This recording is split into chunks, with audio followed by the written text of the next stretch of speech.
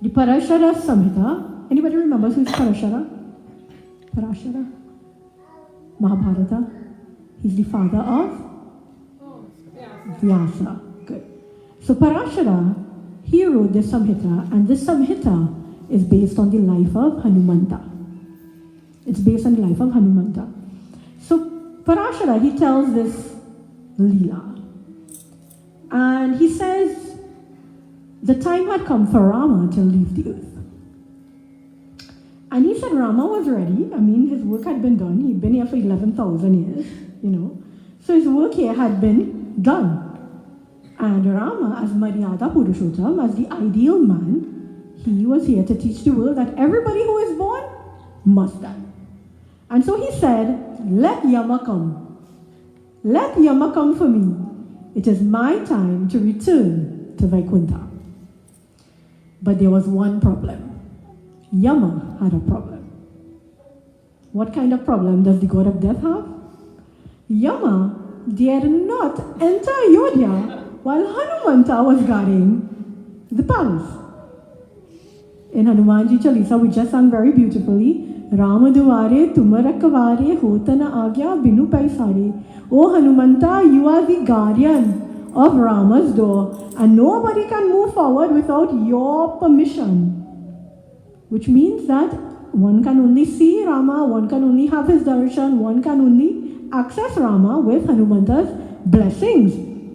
And Hanumanji had made it very clear. I don't know if we remember, there's a beautiful Lila where when Rama and Sitaji and Hanumanji Lakshmanji had all returned from Lanka, and they were seated on the throne. And they were all giving gifts and so on, and Hanumanji, he didn't say anything. And then they gave Hanumanji this necklace of pearls, and he bit it up and he destroyed it. And then Rama, he asked Hanumanji, this is one version of the Lila, what do you want? And Hanumanji was thinking, what do I want? What can I ask for? And Hanumanji says, I want to be there every time you sneeze. And Rama said, you want to be there every time I sneeze? So Hanumanji said, yes. And Rama said, well, I don't know, nobody knows when they are going to sneeze. And he said, exactly.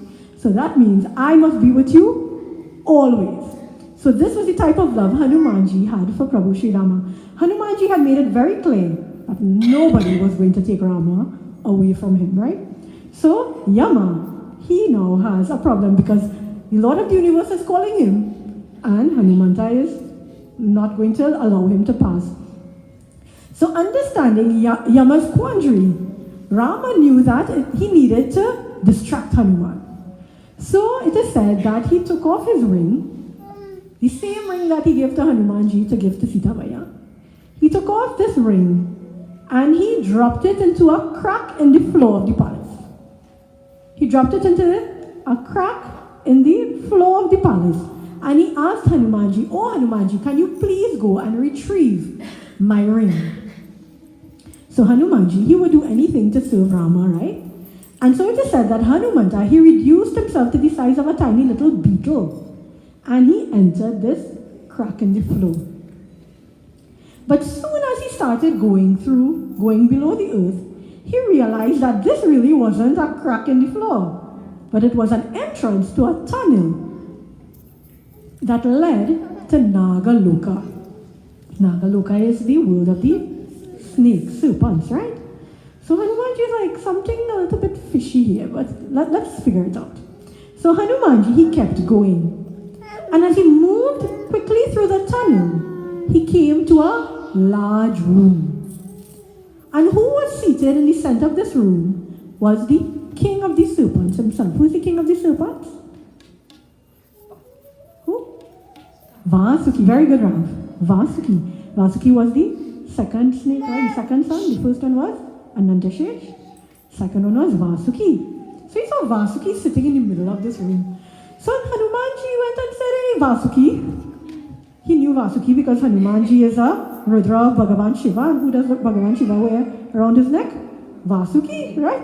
So he knew him. So he said, hey Vasuki, What are you doing here? What is this place? Where am I? And Vasuki, he explained, he said, you are in Nagaloka.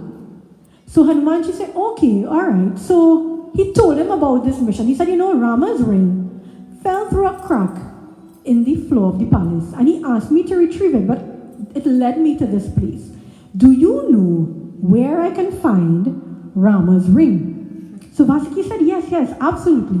And he pointed Hanumanji to this another room that had this mountain of rings. So Hanumanji, he went and he looked at this and he said, oh my Lord, how could I ever find Rama's ring? Vasuki said, just look, I'm sure you will find it. So Hanumanji, he went. And luckily, the first ring he picked up was Rama's ring. He said, wow, how lucky am I? The first ring he picked up was Rama's ring. But then something caught his eye. And as he looked again, there was another ring that looked like Rama's ring. So he picked it up and he looked at it. Well, which one is Rama's ring? And then as he kept looking, every ring in the pile was Rama's ring. So Hanumanji now, he becomes flabbergasted. And he turns to Vasuki and he said, what is the meaning of this?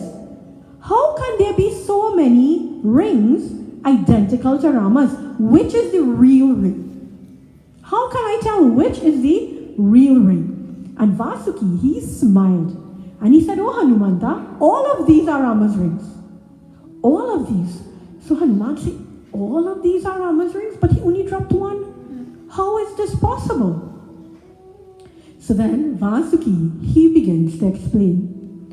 He says, oh Hanuman, he says, human beings go through what is known as a cycle of time. And he says, in the Western world there is start and finish. And we don't know what happened before start and we don't know what happens after finish. But time starts here and it ends here. In Vedanta, we know that time is cyclical. So Vasuki is saying to Hanuman, in one cycle there is Satyug, Treta Yuga, Dwapar Yuga, Kali Yuga. So in Treta Yuga, Rama is born. And then one day, his ring falls from his hands and enters the earth. And then a monkey follows it. And while the monkey is looking for the ring, Rama up there leaves the earth. He says, and then Dwapar Yuga comes, then Kali Yuga comes, then there's Pralay, then Satyug comes again, then Treta Yuga comes again. And then what happens? Rama takes birth in Ayodhya, and then one day his ring falls into the crack in the palace, and then a monkey follows it, and then Rama leaves the earth. And then Dwapar Yuga comes, and then Kali Yuga comes, and then there's Pralay. And then Satyug comes again, and then Treta Yuga comes. And then one day in Ayodhya, Rama is born. And like this, thousands and thousands and thousands and thousands and thousands and thousands and thousands and thousands of Ramas have come. That's why there are thousands and thousands and thousands and thousands and thousands and thousands of Rama's rings. Every single one of them belong to Rama. So it has been for hundreds of thousands of kalpas. All of these rings testify to that fact. The mountain keeps growing as more of Rama's rings fall. But if you look at the room, Hanumanta, there is still enough space for all the future rings of Rama. What a huge lesson. What a huge lesson. Hanumanji, he is taken aback as reality hits him. First he is thinking, oh Lord, why lie down here, Rama gone? And then he is thinking how intelligent Rama is. That this is the way that he has chosen to teach me this lesson. This is his way of telling me that I cannot stop Yama from coming. None of us can stop Yama from coming. Rama would leave, just like all of us will leave. And time will move on. And we will come back. And we will continue to come back. And we will continue to live our life until we are freed from this samsara.